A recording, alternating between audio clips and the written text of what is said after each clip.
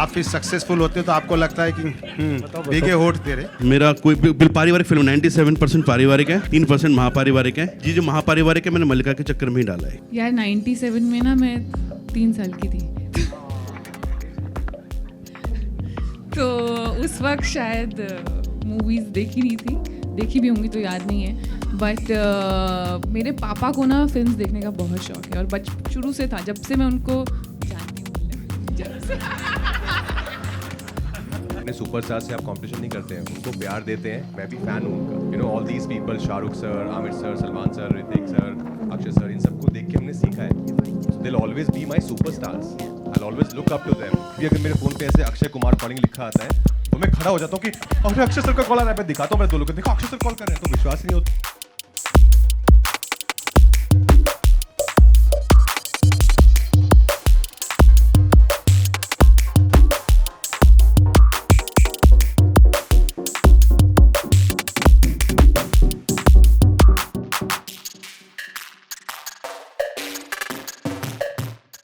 इससे पहले स्त्री 2 में हमने आपको बहुत हंसाया था और अब विक्की विद्या में वापस आ रहे हैं बहुत हंसाने के लिए। Vicky please. Thank you, I love you too brother. वो विक्की था, ये विक्की है और विक्की कौशल है, तो कंफ्यूज मत होना, 3 विक्की है। कॉमेडी बहुत बहुत डिफ़िकल्ट है करना और लकीली मेरे पास इतने अच्छे डायरेक्टर थे, ये भी बोलने के लिए बोला है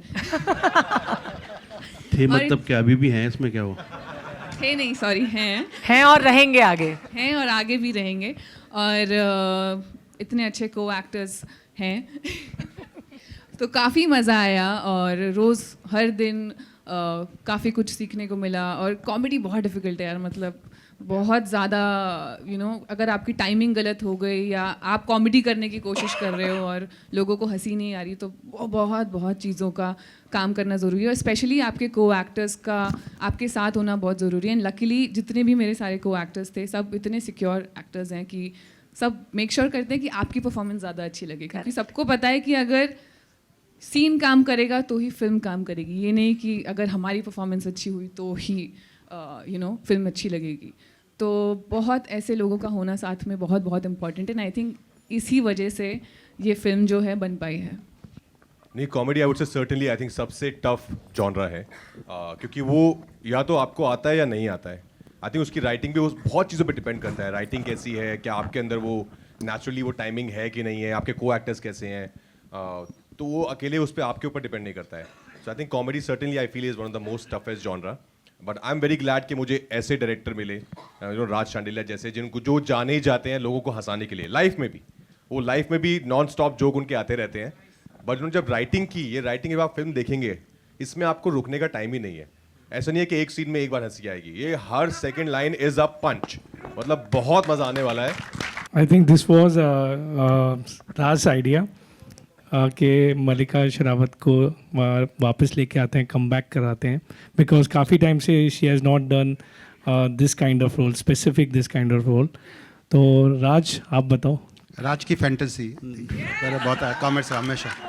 आप फिर सक्सेसफुल होते हो तो आपको लगता है कि भीगे होठ तेरे। मेरी देखिए मैं आपको बताऊँ,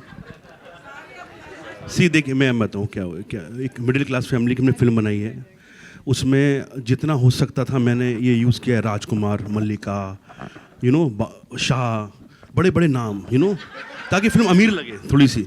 तो मल्लिका को लाने का रीज़न ये था कि ये जो किरदार उनमें लिखा है ये मल्लिका पे बहुत सूट करता है। उन्होंने क्योंकि जिस किस्म का ये किरदार है, उस वक्त की मॉडर्न लड़की जिस किस्म की होती थी वो मल्लिका के ऊपर बहुत तरीके से आया है, इसलिए उनको कास्ट किया है। अदरवाइज़ मेरा उनसे कोई ताल्लुक़ नहीं है।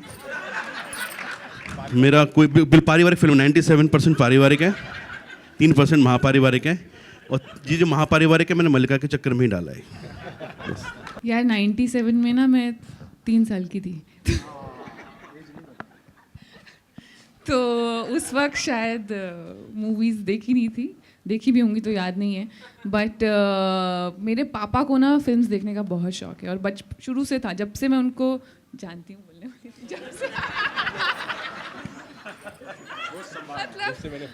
जब से मैंने होश संभाला है, मैंने यही देखा कि मेरे पापा पुरानी फिल्में देखते रहते थे और बचपन में ना हमको लगता था क्या देख, मतलब नहीं समझ आती ना बच्चों को movies.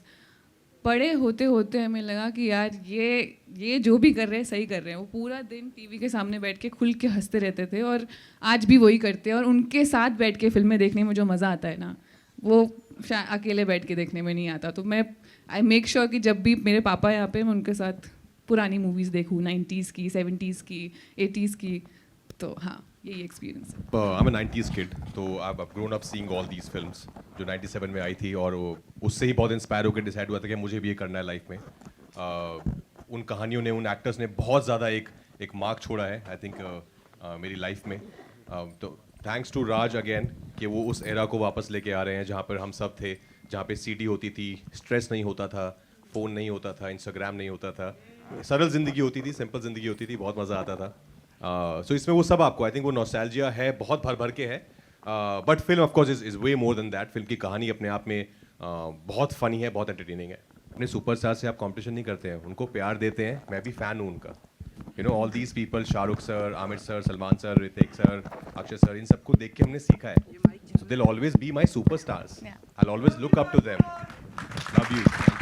And my Raj and इतने मिडिल क्लास हैं कि आज भी अगर मेरे फ़ोन पे ऐसे अक्षय कुमार कॉलिंग लिखा आता है तो मैं खड़ा हो जाता हूँ कि अरे अक्षय सर का कॉल आ रहा है। मैं दिखाता हूँ मेरे दो लोगों को, देखो अक्षय सर कॉल कर रहे हैं। तो विश्वास ही नहीं होता है कि like I am in the same industry working with these people who I have adored all my life. yeah. तो आई थिंक वो कंपटीशन दूर दूर तक दिमाग में कभी नहीं है। Radio City.